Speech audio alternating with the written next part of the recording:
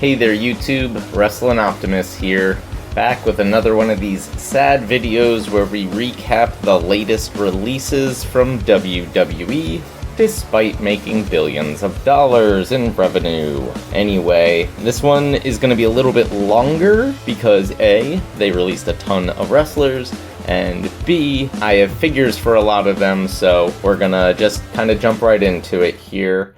Probably the biggest shock in all of this is that the entire Wyatt Sicks faction has been released.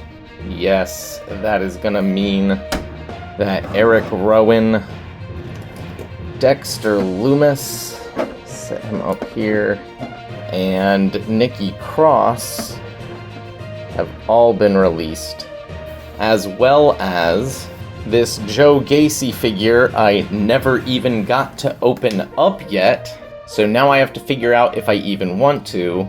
However, if you saw one of my recent videos where I discussed my new display shelves, I have an entire Bray Wyatt display, so maybe I'll just add these guys to that. But I also never got a chance to open this Ultimate Uncle Howdy / Bo Dallas figure. So let me pan this up a little bit here. This thing looks really amazing, so yeah, I'm gonna at least open this up and probably put it with the Bray Wyatt display, but it's still disappointing because these guys were awesome, I loved what the faction was doing, and then WWE decided to just drop the ball, so okay, let me get these out of the way real quick. The other figure I never got to open up who was just released today is Andre Chase of Chase U. I believe Duke Hudson was already released, as well as pretty much all the other guys. I think there was somebody named Bodie, and there was somebody I think named Riley.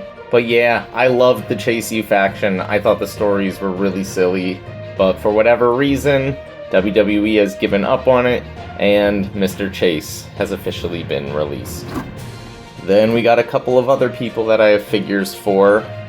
Aleister Black has been released again by WWE, and this time he's taking his wife Zelina Vega with him.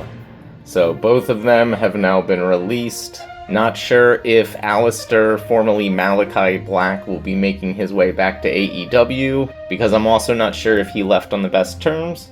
But even if not, I'm sure both of these very talented people are going to find really good landing spots.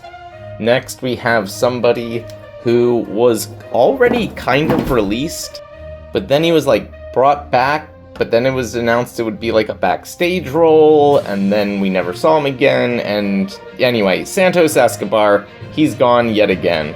Love this figure because of the cool face paint, but yeah, he's gone, so I guess it's going into the free agency drawer. Someone else going in that drawer is Apollo Crews, who was also released today. I'll fix his arm there. Poor Apollo Crews, incredibly athletic talent. For whatever reason, they just never figured out a way to use him properly.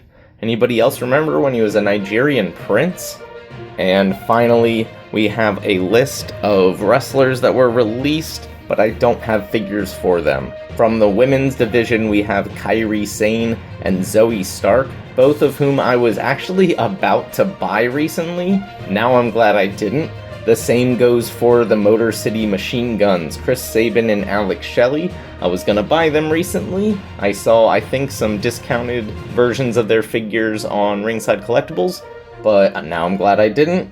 Same with Alba Fire, the former Kaylee Ray on the independent scene and in NXT UK, where she was, I believe, the longest reigning women's champion in that promotion's history. Anybody who knows me knows that NXT UK was my favorite WWE brand for the longest time, but unfortunately it did go away. And then we have some people who I don't think ever got figures. That would be Dante Chen, Malik Blade, Luca Crucifino, who was the consigliere of the D'Angelo family for a while there, and finally Tyson and Tyreek, who were a tag team that Most recently, we're hooked up with Wes Lee before he left for AEW as part of the Rascals. There were a couple other names, but they're from Evolve and LFG. I don't really follow those shows, so I didn't know who they were, but you can always look up the list online. Anyway, I mentioned my free agency drawer, and as you can see, it is completely overflowing. Now with that said, this does include all wrestlers from like Major League Wrestling, MLW,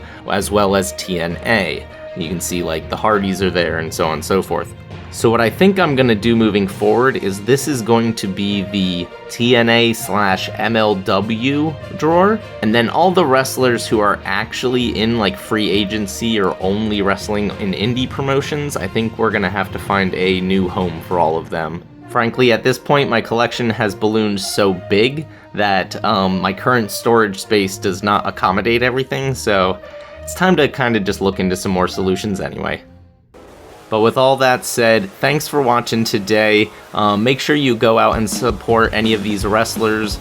Buy their merch on, I'm sure, like Pro Wrestling Tees will have stuff.